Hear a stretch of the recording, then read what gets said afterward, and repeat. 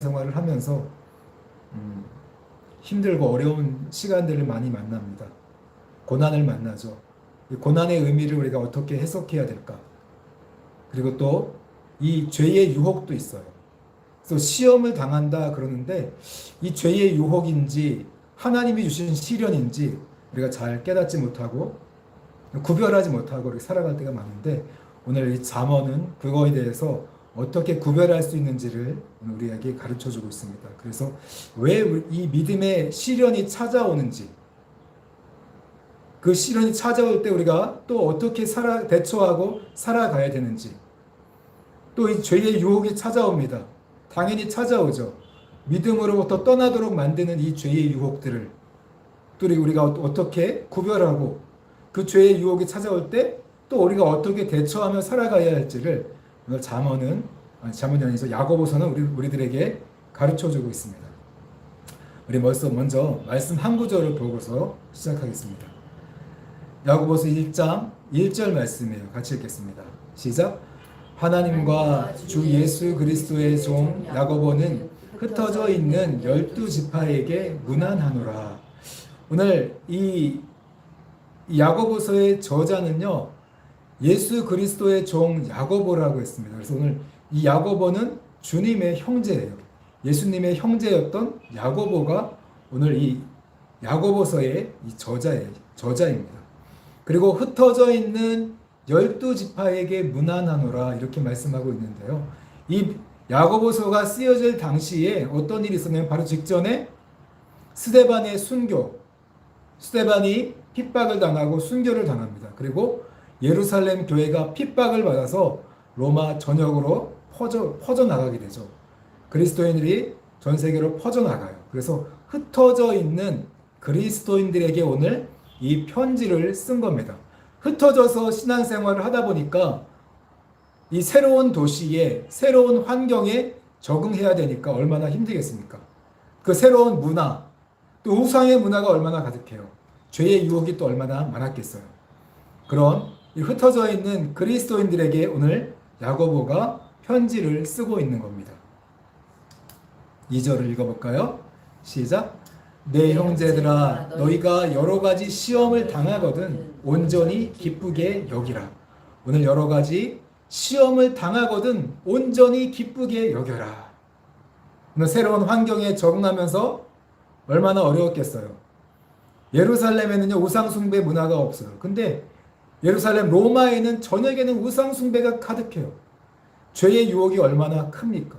근데 거기서 여러 가지 시험을 당할 때 온전히 기쁘게 여겨라. 완전하게 기쁘게 여겨라. 오늘 여기서 시험이라는 말은요, 이 헬라어 페이라스모스라는 말인데요. 이 시험이라는 말은 두 가지로 번역이 될 수가 있어요. 하나는 시련, 또 하나는 유혹으로 번역이 될 수가 있어요. 그런 시련이 찾아오던가 유혹을 만날 때 완전히 기쁘게 여기라. 참 새로운 환경에서 얼마나 기죽겠어요. 그 도시에서 예루살렘의 이 촌뜨기들이 로마의 그 거대한 도시 앞에서 얼마나 위축되고, 또 죄의 유혹은 또 얼마나 많았겠어요.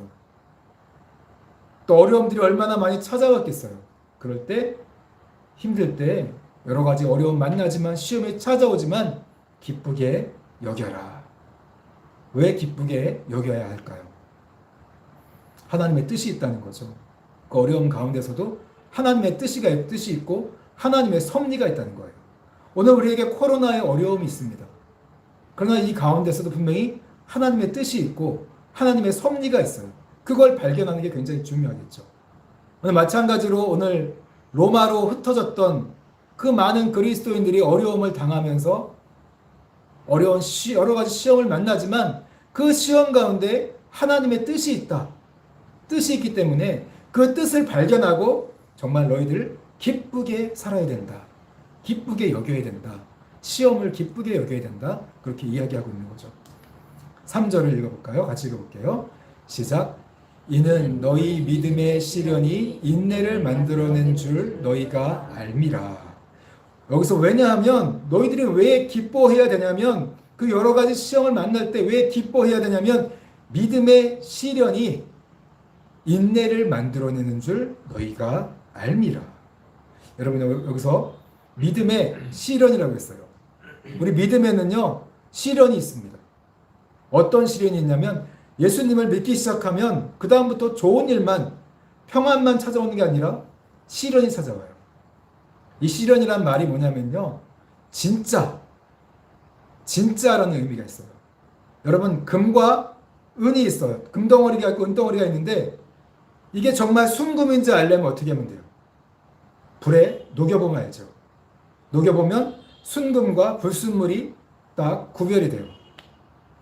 이것처럼 오늘 시련이라는 것은 그 과정 속에서 우리 믿음이 진짜인지 가짜인지를 우리 믿음에 이 불순물이 섞여 있는 것을 그때 알 수가 있다는 거예요. 평상시는 몰라요. 다 믿음이 좋은 줄 알아요. 근데 어려운 환경을 만날 때 이런 시련들을 만날 때 우리 안에 불순물이 있어요. 두려움도 있고 염려도 있고 불순물이 발견돼요. 믿음이라는 건 다른 게 아니라요. 하나님과 딱 붙어 있는 거예요. 하나님을 전적으로 신뢰하는 것. 하나님과 하나 되어 있는 것. 그게 진짜 참된 믿음이거든요. 근데 그 속에 시련이 찾아보면 그 안에 그 사이에 두려움도 있고 근심도 있고 불안한 마음 이런 불순물들이 섞여 있다는 것을 그때 알게 돼요. 그러면서 깨닫게 되기 때문에 그 과정을 통해서 인내를 만들어 간대요. 인내라는 말이 어떤 말이냐면요. 그냥 단순히 기다린다는 말도 있지만 기다리면서 견고하게 세워진다는 뜻이에요. 하나님과의 우리의 관계가 불순물이 제거돼 그 과정 속에 기다리다 보면 불순물을 제거하고 우리가 하나님과 딱 붙어 있는 하나님을 전적으로 신뢰하는 그 믿음을 그때 만들어낸다는 거예요. 만들어낼 수 있다는 거죠. 너희가 그거를 안다. 그걸 알아야 된다. 여러분 오늘 이 코로나의 환경 가운데서 하나님의 섭리를 깨닫는다면 이런 두려움도 있죠. 앞으로 막막하죠. 근데 그 속에서 우리 안에 이 불순물들을 제거하고 하나님을 전적으로 신뢰하는 하나님께 딱 붙어있는 그 견고한 믿음을 만들어낼 수 있는 그런 시간이 될 수 있다는 거예요. 그렇기 때문에 이런 여러 가지 믿음의 시련이 찾아올 때 시험이 찾아올 때 너희들 온전히 기쁘게 여기라는 거예요. 여러분들 오늘 이런 믿음의 시련 어려운 일이 있을 거예요. 여러 가지 두려운 일들 내가 앞으로 뭐 청년들은 군대도 가야 되고 어려운 벌써부터 막 두려워요. 그죠? 근심돼요. 그러나 여러분 너무 염려하지 마세요. 그때 가서 하나님을 찾으면 돼요. 하나님을 찾고 이 두려움들을 더 제거하고 그 시간을 통해서 더 완전한 믿음, 하나님께 딱 붙어있는 견고한 믿음, 인내를 통과한 그런 참된 믿음을 그때 우리가 만들어 갈 수 있다는 거예요. 그렇기 때문에 이런 어려움들이 나쁜 것만은 아니다. 오히려 정말 믿음의 관점에서 본다면 우리의 믿음이 성숙할 수 있는 참된 믿음으로 나아갈 수 있는 그러한 과정이다. 그것을 여러분들 발견하시기 바랍니다. 4절 말씀 계속 읽어볼게요. 시작. 인내를 온전히 이루라. 이는 너희로 온전하여고 구비하여 조금도 부족함이 없게 하려 함이라. 그래서 오늘 인내를 온전히 완전하게 이루어라. 완전하게 통과해라. 여기서 이루라는 것은요. 가지다, 소유하다. 그래서 오늘 인내해서 견뎌내서 참된 믿음을 만들어서 너의 것을 가져라. 너의 것을 만들어라. 그 뜻이에요. 인내를 온전히 이루라는 것은요. 오늘 인내를 온전히 그 견고한 믿음을 만들어서 기다리고 견고한 믿음을 만들어서 결국은 너의 것을 만들어라. 그럴 때 너희로 온전하고 구비하여. 여기서 온전하고 구비하여라는 것은요. 정말 조금도 부족함이 없게 하려 함이라. 준비된 모습이거든요. 온전하고 구비하는 것은 완전하고 완전하게 준비된 모습이에요. 여기서 이 말은요. 성품적으로. 우리가 시련을 통과하다 보면 이 성품도 바뀌어요. 오늘 잠언을 통해서 그냥 가르침만 배워서 되는 게 아니라 징계와 책망이 필요했죠. 훈계가 필요해서 그게 머리에서 가슴으로 내려오는 것처럼 오늘 이 믿음이, 머리에 있던 믿음이 가슴으로 내려와요. 인내를 이룰 때, 인내를 통과할 때 정말 성품적으로도 조금도 부족함이 없는, 우리 하나님 모시기에 부족함이 없는, 하나님이 쓰시기에 부족함이 없는 사람으로 만들어 간다는 거예요. 그렇기 때문에 이런 믿음의 시련이 찾아올 때 온전히 기쁘게 여기라, 이렇게 말씀해 주고 있습니다. 자, 5절 말씀 계속해서 읽겠습니다. 시작. 너희 중에 누구든지 지혜가 부족하거든 모든 사람에게 후히 주시고 꾸짖지 아니하시는 하나님께 구하라. 그리하면 주시리라. 이 믿음의 시련, 그 인내하는 기간 동안에 우리가 해야 될 일이 뭐냐? 기도하라는 거예요. 지혜가 부족하거든 모든 사람에게 후히 주시고 꾸짖지 아니하시는 하나님께 구하라. 그리하면 하나님께서 주실 것이다. 여기서 지혜라는 말은요, 오늘 소피아라는 말로서 깨달음이에요. 하나님을 경험적으로 만난다는 거예요. 하나님을 경험적으로 만나는 것을 구하라는 거예요. 정말 간절해지거든요. 어려움이 찾아오면, 시련이 찾아오면 마음이 가난해지고 간절해져서 하나님을 만날 수가 있어요. 그래서 이 경험적인 깨달음, 하나님을 경험적으로 아는 그 지혜를 구하라는 거예요. 그러면 하나님은 후히 주신다는 게 뭐냐면 무조건 주신대요. 기꺼이 주신다. 무조건 만나 주신다는 거예요. 하나님을 평상시에는 우리가 하나님을 간절히 찾지 못해요. 그게 우리 인간이거든요. 근데 정말 믿음의 시련이 찾아오면 마음이 가난해져요. 밑바닥이 드러나면 간절해지거든요. 그래서 하나님을 간절하게 찾게 되고 그때 하나님을 경험적으로 만나게 돼요. 많은 사람들이 신앙 간증을 들어보세요. 절벽 앞에서, 정말 질병을 걸려서 죽음 앞에서, 사업이 실패하고 완전히 쫄딱 망한 그 상태에서 한 치 앞도 볼 수 없는 그런 절망 앞에서 많은 분들이 하나님을 만나죠. 마찬가지 이 말이에요. 시련이 찾아올 때 하나님을 만날 수 있는 기회예요. 하나님을 찾고 구하면 무조건 만난다는 거예요. 기꺼이 만나주신다는 거죠. 그렇게 기도하라는 거죠. 6절 말씀 계속해서 읽겠습니다. 시작. 오직 믿음으로 구하고 조금 더 의심하지 말라. 의심하는 자는 마치 바람에 밀려 요동하는 바다 물결 같으니. 여러분 정말 간절할 때 오늘 믿음으로 구하고 싶은데 그 믿음을 방해하는 게 있어요. 하나님 앞에 믿음으로 나아가고 싶은데 방해하는 게 뭐냐? 우리 안에 바로 그 의심이에요. 의심이 찾아와요. 두 마음이 싸워요. 그때 현실 앞에서 정말 두렵죠. 떨리죠. 근데 하나님을 의지해야 돼요. 막 간절 두 마음이 막 싸워요. 그런 걸 경험하게 돼요. 7절 8절 계속해서 읽겠습니다. 시작. 이런 사람은 무엇이든지 주께 얻기를 생각하지 말라. 두 마음을 품어 모든 일에 정함이 없는 자로다. 여러분 그때 믿음이 시련이 찾아올 때 영적 싸움이 일어나요. 우리 안에서. 하나님을 의지할 것인가? 세상을 바라볼 것인가? 두려움과 근심, 막 싸움이 밖에서 일어나는 게 아니라 우리 안에서 일어나요. 그래서 오늘 두 안에서 하나님을 선택할 것인가? 당연히 하나님 선택하고 싶죠. 근데 오늘 현실이 그 두려움이 나한테 찾아와서 막 싸우기 시작해요. 그러면 또 현실이 두려움이 커지면 믿음이 작아져요. 의심이 지배하기 시작해요. 또 어때요? 말씀을 따라가야 되는데 어때요? 내 생각이 앞서요. 말씀을 순종하고 싶은데 내 생각이 막 앞서요.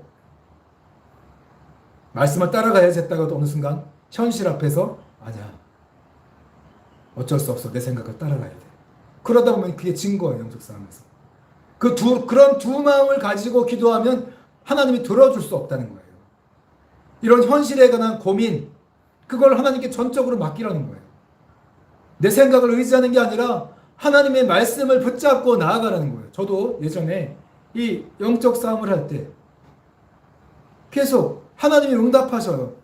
하나님께서 이루어 주시겠다고 말씀하시는데 근데 마음은 현실은 그렇잖아요. 들려오는 소식은 두려워요. 근심이 돼요. 그때 어느 날 계속 반복할 때 어느 날 제가 성전에 내가 내려가서 기도할 때였어. 하나님 왜 이렇게 자꾸 나는 하나님의 응답의 말씀을 들었음에도 불구하고 왜 자꾸 염려하죠? 현실 앞에서 자꾸 두려워합니다, 하나님. 그랬더니만 하나님께서 그때 성령을 통해서 저에게 말씀하시더라고요. 염려는 그 자체가 막이다. 네가 그걸 쫓아내야 된다. 그 자체가 막이라는 거예요. 그래서 제가 그때 하나님 제가 염려해서 죄송해요. 회개합니다. 염려를 회개했어요. 그때 정말 신기하게도 그 염려가 떠나가더라고요. 사라지면서 그때부터 이상하게 염려를 안 해요. 좀 이상한 사람이 됐어요, 제가. 다른 사람들 보면 바보 아닌가? 정말 염려할 일이 많음에도 불구하고 염려를 잘 안 해요. 그래서 참 개념이 없다. 그런 소리도 많이 듣고 너무 염려가 없다. 저 천하태평이다. 제가 정말 그래요. 일할 거 많은데 염려를 안 해요. 너무 안 해서 탈이에요. 그래서 제가 그때 아내한테도 야단 많이 먹어요. 염려 너무 안 한다고. 여러분 이렇게 오늘 두 마음을 품는 게 아니라 정말 하나님께 전적으로 맡기고 기도하면 하나님이 그 기도를 들어주신다는 거예요. 염려와 이 의심과 싸워야 됩니다. 하나님을 신뢰하는 견고한 믿음이 있어야 흔들리지 않아요. 환경 앞에 흔들리지 않는 그런 믿음의 사람이 될 수가 있다는 거죠. 자, 9절, 10절 말씀 계속해서 읽겠습니다. 시작. 낮은 형제는 자기의 높음을 자랑하고 부한 자는 자기의 낮아짐을 자랑할지니 이는 그가 풀의 꽃과 같이 지나감이라. 여기서 낮은 형제는요, 가난한 형제, 비천한 사람이요. 자기의 높음을 자랑하라는 말은요, 내가 하나님의 자녀잖아요. 세상 앞에서 기죽지 말라는 거예요. 눈에 보이는 것 때문에 없다고, 내가 좀 비천하다고 기죽지 마라. 너 하나님의 자녀잖아. 하나님의 자녀답게 외모를 가지고 기죽지 말라는 거예요. 또 부한 자는요, 내가 외모가 좀 뛰어나다고 해서 남들보다 높은 지위에 있다고 해서 자랑하지 마라. 겸손해야 된다. 오히려 겸손함을 자랑해라. 왜냐하면 다 이는 그가 풀의 꽃과 같이 지나간다. 인생이라는 것은요, 풀의 꽃과 같이 다 지나가요. 풀이 꽃을 딱 피워요. 근데 사막에 뜨거운 바람이 불어봐요. 순간적으로 다 사라지겠죠. 떨어지고 말겠죠. 이것처럼 풀의 꽃이 사라지는 것처럼 인생이라는 거 그런 거다. 부자건 가난한 자건 다 사라진다. 그렇기 때문에 아무리 부자가 됐다고 해서 자랑하고 교만하게 살지 마라. 겸손해야 된다. 그렇게 이야기해 주고 있습니다. 11절 계속해서 읽겠습니다. 시작. 해가 돋고 뜨거운 바람이 불어 풀을 말리면 꽃이 떨어져 그 모양의 아름다움이 없어지나니 부한 자도 그 행하는 일에 이와 같이 쇠잔하니라. 내 아무리 부하더라도 꽃이 해가 뜨면 꽃이 마르고 떨어지는 것처럼 아무리 부한 자라고 해도 그 행하는 그 모든 일 나중에는 다 쇠잔하게 된다. 사라지게 된다. 풀의 꽃과 똑같다. 그렇기 때문에 너희들 겸손해져야 된다. 기죽지 말아야 돼요. 하지만 교만하지도 말아야 돼요. 겸손하게. 인생이라는 것은 다 지나가는 거다. 풀의 꽃처럼 지나가기 때문에 겸손하게 살아야 된다. 이렇게 성경은 이야기해 주고 있습니다. 12절 말씀 계속해서 읽겠습니다. 시작. 시험을 참는 자는 복이 있나니 이는 시련을 견뎌낸 자가 주께서 자기를 사랑하는 자들에게 약속하신 생명의 면류관을 얻을 것이기 때문이라. 네, 그렇기 때문에 오늘 이 시험을 참는 자는 복이 있나니, 오늘 여기서 시험을 참는 자는 어떤 자였죠? 믿음의 시련을 견뎌낸 자들, 이겨낸 자들, 기도하면서 온전한 믿음을 만들어내고 또 교만하지 않고 기죽지 않고 겸손하게 살아가는 그런 그리스도인, 하나님 보시기에 부족함이 없는 준비된 모습으로 살아가는 자들, 그런 자들에게 하나님은 생명의 면류관을 얻게 될 것이다. 구원을 주신다는 말씀이겠죠. 여러분, 오늘 믿는다고 우리가 믿음으로 받는 구원, 그저 믿음으로 구원 받습니다. 그런데 오늘 성경이 말씀하는 그 믿음에는 믿음의 시련이 있어요. 그 믿음이 자라나야 돼요. 참된 믿음이 되어야 돼요. 여러 가지 어려움을 통과하면서 하나님을 경험하고 그리고 구비되고 조금 더 부족함이 없는 성숙한 믿음의 사람이 되어야 돼요. 더 나아가서 정말 오늘 좀 겸손한 세상에 기죽지 않는 그 겸손한 믿음, 하나님과 딱 붙어있는 완전한 믿음, 그런 믿음의 사람이 될 때 정말 시험을 견뎌낸 자고 그런 믿음의 사람이 될 때 오늘 생명의 멸류관을 얻게 될 것이다. 그렇게 이야기해주고 있어요. 많은 분들이 믿음으로 구원받는다고 이야기하면서 그 과정을 생략해요. 성경은 이렇게 많이 과정을 이야기하는데 믿음에는 분명한 과정이 있습니다. 그리고 결말을 맞이하겠죠. 과정을 생략하고 결말을 얻을 수 없어요. 분명한 과정이 있어요. 우리가 변화돼야 돼요. 성화돼야 됩니다. 성품이 바뀌어야 돼요. 삶이 변화돼야 돼요. 빛과 소금으로 살아가야 돼요. 하나님 보시기에 부족함이 없는 모습이 될 때 그때 통과하는 거죠. 그때 생명의 멸류관을 얻게 될 것이다. 이렇게 이야기하고 있잖아요. 분명히 이렇게 과정을 이야기하고 있는데 많은 분들이 과정은 생략하고 예수 믿으면 구원받아. 그리고 한 번 구원은 영원한 구원이야. 말도 안 되는 이야기. 알맹이를 생략하는 그런 믿음을 가지고 이야기하는, 쉽게 받아들이는 경향이 있어요. 여러분 조심해야 돼요. 그런 말들에 속지 말아야 됩니다. 13절 같이 읽겠습니다. 시작. 사람이 시험을 받을 때에 내가 하나님께 시험을 받는다 하지 말지니 하나님은 악에게 시험을 받지도 아니하시고 친히 아무도 시험하지 아니하시느니라. 오늘 여기서 시험은요, 유혹이에요. 유혹. 아까의 그 시험은 시련이었죠. 오늘 우리가 시험을 당해요. 마귀의 유혹을 받습니다. 하나님은 우리를 넘어뜨리려고 죄로 유혹하는 분이 아니냐는 거죠. 아무에게도 시험받는 분이 아니고 우리를 죄의 유혹으로 넘어뜨리려고 시험을 주는 분이 아니에요. 그럼 우리가 왜 시험을 받을까요? 14절, 15절 같이 읽겠습니다. 시작.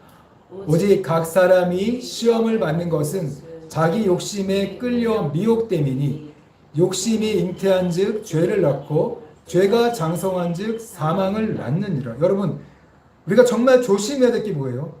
각 사람이 시험 유혹받는 게 뭐예요? 욕심 때문에. 우리 안에 욕심이 있어서 속는다는 거예요. 누구한테 끌려요? 마귀한테 속아요. 그래서 욕심이 죄를 낳고 죄가 장성한 즉 뭘 돼요? 사망을 낳는다는 거예요. 그럼 죄의 유혹에 넘어지지 말아야 되잖아요. 근데 오늘 많은 사람들이 내가 믿음으로 구원받는다고 말하면서 이렇게 죄의 유혹에 넘어져도 되는 거예요?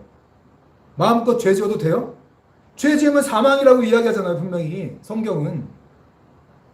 죄의 유혹에 넘어지면 사망이다. 분명하게 이야기하고 있잖아요. 넘어지지 말라고. 네 욕심 따라 살아가면 죽는다. 욕심 따라 살아가면 멸망을 당한다. 신약 성경의 모든 내용이 사도 바울 서신에 다 기록돼 있어요. 욕심 따라 살아가지 마라. 사망한다. 죽는다. 계속 그렇게 이야기하고 있잖아요. 근데 어떻게 여기서 한 번 구원은 영원한 구원이라는 말이 나오죠? 어떻게 그런 주장을 할 수가 있죠? 마음대로 살아도 구원 받는 거예요? 지금 이거는 불신자한테 하는 얘기인가요? 야고보가 불신자한테 하는 이야기예요? 흩어져 있는 12지파 믿는 자에게 하는 이야기잖아요. 예수 믿는 사람들에게 하는 이야기잖아요. 죄의 유혹에 넘어지면 안 된다. 넘어지면 사망한다. 그렇게 이야기하고 있잖아요. 마치 이 이야기는 예수 믿지 않는 불신자한테 하는 이야기고 나는 예수 믿기 때문에 이 이야기는 상관이 없어. 나는 이미 구원받았어. 여러분 착각하지 마세요. 오늘 이야기는 분명히 믿는 자에게 하고 있잖아요. 죄의 유혹에 넘어지면 사망에 이른다. 죄가 장성하면 사망에 이를 수 있다. 넘어지지 말라고 이야기하잖아요. 욕심대로 살면 안 됩니다. 그렇기 때문에. 잠언도 계속 그 이야기한 거잖아요. 굽은 길로 가지 마라. 16절, 17절 계속해서 읽겠습니다. 시작. 내 사랑하는 형제들아 속지 말라. 온갖 좋은 은사와 온전한 선물이 다 위로부터 빛들의 아버지께로부터 내려오나니 그는 변함도 없으시고 회전하는 그림자도 없으시니라. 여러분, 그래서 오늘 형제들아 속지 말라. 믿는 자들이에요. 안 믿는 자들입니까? 내 사랑하는 형제들아, 믿는 자들이죠. 믿는 자들아 속지 마라. 뭐에 속지 마요? 욕심에 속지 마라. 욕심 따라 살면 죽는다. 좋은 거 어디서 와요? 좋은 은사와 온전한 선물이 다 위로부터 빛들의 아버지. 이 말은 뭐예요? 하나님은 빛으로 가득한 분이에요. 그림자가 없어요. 그 빛나는 그분으로부터 좋은 것이 다 오기 때문에 세상으로부터 오지 않는다. 욕심에 속지 마라. 진짜 좋은 거는 하나님으로부터 오기 때문에 하나님만 바라보고 살아가라. 그 이야기죠. 18절 마지막 절이에요. 같이 읽겠습니다. 시작. 그가 그 피조물 중에 우리로 한 천 열매가 되게 하시려고 자기의 뜻을 따라 진리의 말씀으로 우리를 낳으셨느니라. 그가 피조물 중에 우리로 한 천 열매가 되게 하시려고, 우리를 정말 거듭나게 하시고 구원받은 천 열매가 되게 하시려고 자기의 뜻을 따라 진리의 말씀으로 우리를 낳으셨대요. 하나님의 자녀가 되었잖아요. 그럼 우리 어떻게 살라는 거예요? 지금 그 믿음의 시련을 이겨내고 그 죄의 유혹을 뿌리치고 하나님만 바라보며 그분의 말씀을 따라 순종하며 살라는 거잖아요. 거듭나고 하나님의 자녀가 됐어요. 하나님의 말씀으로 우리가 새롭게 태어났습니다. 이제 어떻게 살아야 됩니까? 하나님 바라보며 살아야죠. 하나님이 좋은 거 다 주신다잖아요. 그러니까 이때 뭐가 있어요? 믿음으로 살아갈 때 믿음으로 살아야죠. 하나님을 바라보며 말씀을 따라 살아가야죠. 내 생각대로 사나요? 말씀을 따라 살아야죠. 근데 그때 뭐가 와요? 시련이 찾아옵니다. 시련을 견뎌내면서 우리 믿음이 더 성장하고 참된 믿음으로, 하나님과 완전히 연합된 믿음으로 살아가라는 거죠. 그걸 이루어라, 만들어라, 인내해서 만들어라, 네 걸로 만들어라, 진짜 믿음을 만들어라죠. 기도하면서 하나님을 구하면서 참된 믿음을 만들어가라. 그때 그리고 정말 하나님의 성품을 거기서 만들어가라, 닮아가라. 그러면 내가 생명의 면류관을 얻게 될 것이다. 그런데 어때요? 또 한 가지 중요한 거 있죠? 욕심에 속지 마라. 속이죠. 욕심에 끌려 우리가 미혹돼요. 미혹되니까 속지 마라. 그 길은 사망의 길이다. 잠언의 이야기 똑같죠. 곧은 길과 굽은 길. 똑같은 이야기를 하고 있습니다. 신앙생활이 여러분 어렵지 않아요.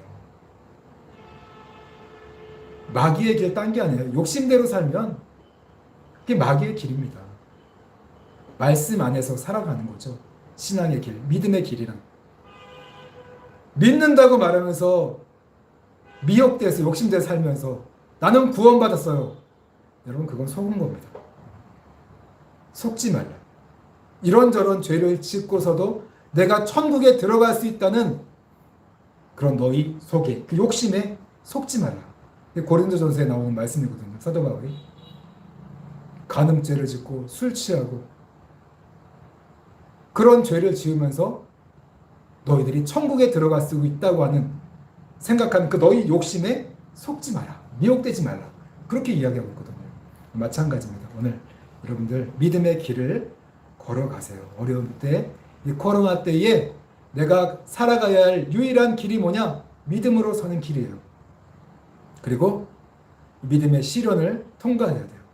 여기서 내가 더 하나님을 구하고 하나님을 찾고 이 시련을 통과하면서 인내를 만들어서 참된 믿음, 하나님과 완전히 연합된 믿음을 우리가 추구하면서 하나님을 전적으로 신뢰하는 그 믿음을 만들어 가야 돼요. 그리고 죄의 유혹들, 죄와 싸우세요. 죄를 버리고 철저하게 버리고 하나님의 길을 따라갈 때 여러분들 정말 생명의 면류관을 얻는 그런 사람들이 될 수가 있습니다. 이 코로나라는 이 좋은 시간 더 기뻐하면서 믿음의 시련을 통과해서 정말 이 시간이 지났을 때 하나님 보시기에 부족함이 없는 사람, 하나님 보시기에 부족함이 없는 믿음, 그런 믿음을 소유한 저와 여러분들이 되시기를 주님의 이름으로 축원합니다. 아멘. 오늘 말씀을 생각하시면서 우리가 함께 기도했으면 좋겠습니다. 오늘 시련과 유혹에 대해서 배웠습니다. 하나님, 오늘 믿음의 시련 우리가 잘 통과하기 원합니다. 또 죄의 유혹들을